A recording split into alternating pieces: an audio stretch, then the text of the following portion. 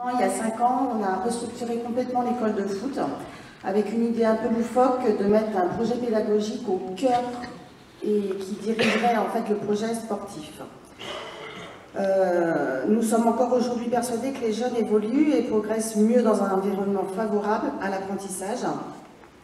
Notre projet est donc composé de 2 axes, une partie sociale et une partie technique et sportive, qui elle est dirigée par Régis. Aujourd'hui, la fédération évolue aussi dans ce sens avec la mise en place du PEF.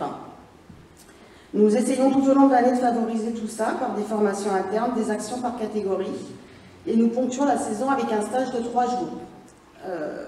Pendant le week-end de la Pentecôte, durant lequel les joueurs de la catégorie U10 à U15 vivent ensemble avec les éducateurs, mais aussi les parents. Le dernier stage, lui, a été auprès de aider les autres et prendre soin de soi.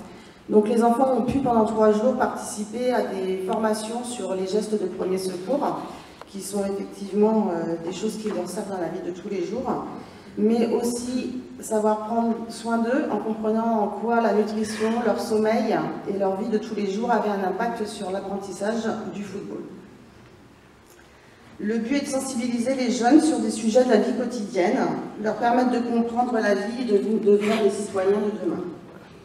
Notre action a été récompensée par les instances du football et on en est plutôt fiers.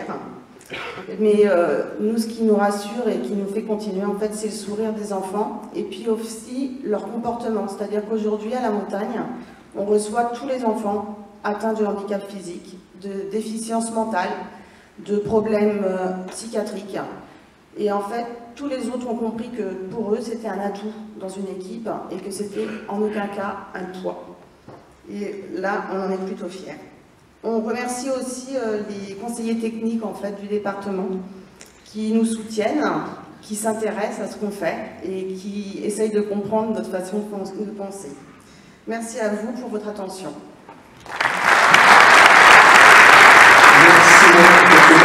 Merci.